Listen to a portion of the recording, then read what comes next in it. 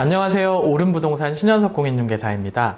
오늘은 용산에서 2차 신속통합계획 민간재개발 추천 후보지에 대해서 한번 알아보고 향후 전망에 대해서 살펴보고자 합니다. 제가 용산구청 재정비 사업과에 전화를 해봤어요. 전화를 해봤더니 용산구에서 4개 구역이 서울시로 추천이 되었다고 합니다. 4군데가 있는데 첫 번째는 서계동 통합구역, 두 번째는 한남 1구역, 세 번째는 원효로 3가 2구역, 그리고 네 번째는 이태원동 206번지 1원입니다. 이 4구역에 포함되어 있으신 토지 등 소유자분들은 상당히 지금 고무적으로 기뻐하고 계시고요. 아마 서울시 선정위원회에서 12월 중에 선정하고 결과를 발표할 거라고 하니까 그 결과는 지켜보면 될 부분 같습니다. 과연 어디가 선정될 것인지에 대한 예측이 쉽지는 않죠. 그렇지만 공모공고안 그리고 지난해 선정됐던 전례를 토대로 한번 조심스럽게 예측해 보고자 합니다.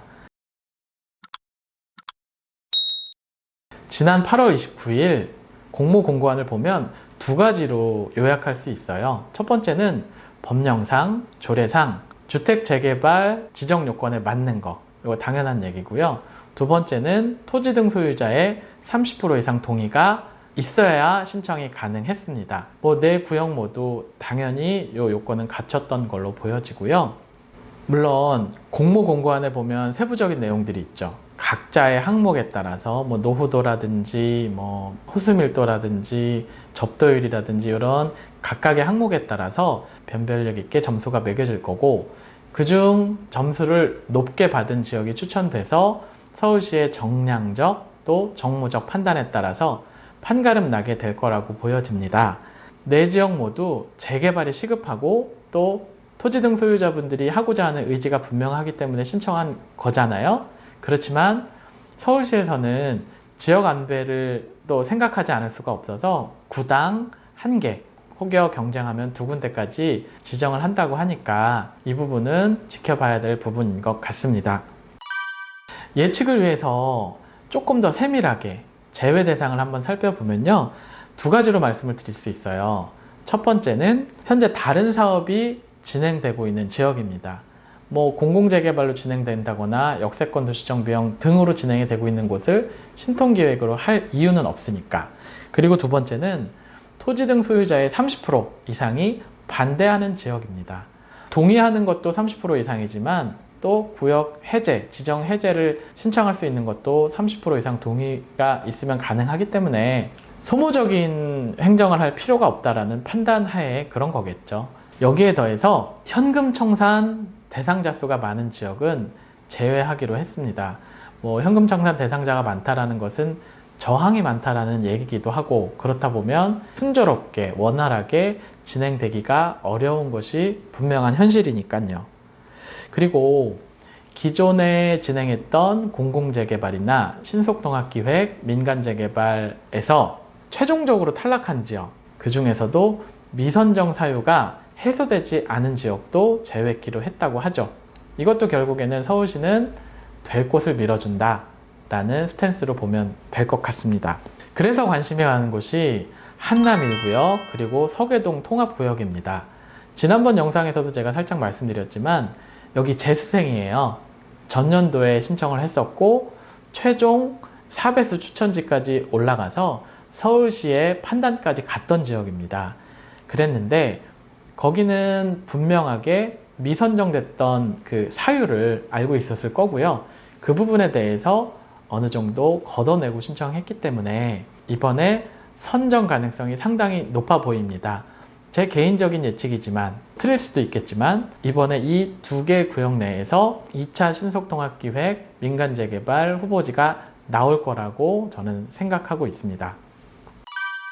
지난해 사실 가능성이 높았던 원효로 3가 1구역이 있었는데요. 이곳은 올해 신청하지 않았습니다. 왜냐하면 먼저 말씀드린 것처럼 지난해 미선정 사유가 해소되지 않았기 때문이죠. 원효로 3가 1구역의 지난해 미선정 사유는 신축 빌라, 그로 인해서 현금 청산 대상자 비율이 너무 높다라는 거였는데요.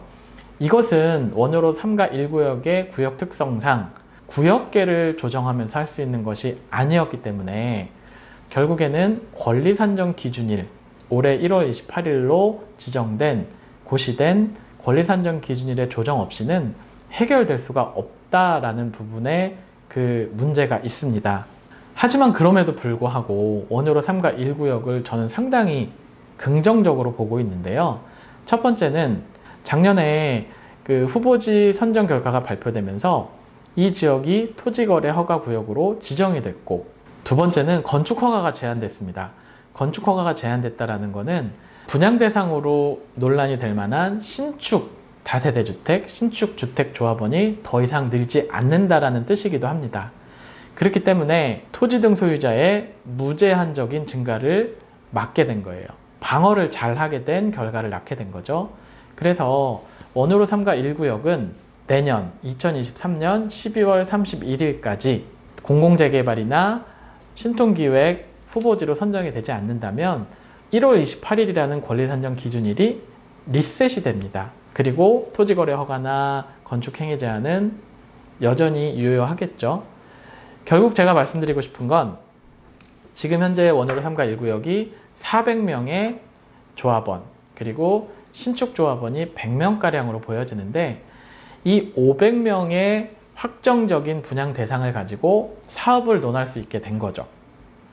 그래서 저는 이러한 접근은 어떨까 생각해 봅니다. 원효로 3가 1구역이 당장에는 신통기획 후보지로 선정되지 못했지만 여기는 조금 더 준비할 수 있는 시간이 주어진 거라고 보는 거죠.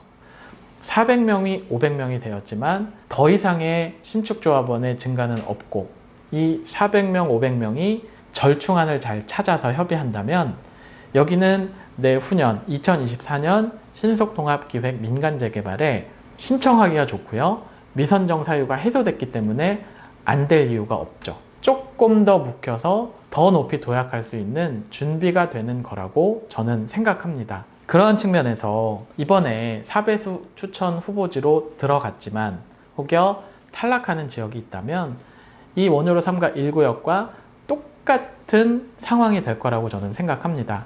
재개발에서 제일 중요한 게 저는 두 가지라고 보는데요. 첫 번째는 노후도의 저하입니다. 노후도가 깨져버리면 그 노후도가 충족될 때까지 한없이 기다려야 되죠. 힘든 일입니다. 두 번째는 사업성이 담보되는 거죠.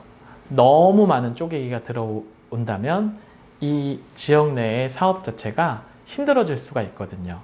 그렇기 때문에 이번 신통기획 2차 후보지로 추천된 4개 구역, 그렇지만 최종 관문에서 아쉽게 탈락한 지역도 여전히 기회가 있다. 그리고 기회는 더욱 분명해진다. 저는 그렇게 생각합니다. 제가 말씀드린 용산구 4개 후보지들은 탈락해도 이러한 이유들 때문에 아쉬워하지 않으셔도 될 것 같고요. 복합적인 이유로 부동산 경기가 하강 국면에 접어드는 부분이 일면 있지만 용산은 여전히 국제업무지구, 서울역 북부 역세권, 철도 고속도로 지하화, 용산공원 개방 등 굵직한 호재들을 품고 있기 때문에 여전히 단단한 시세를 형성하고 있고요.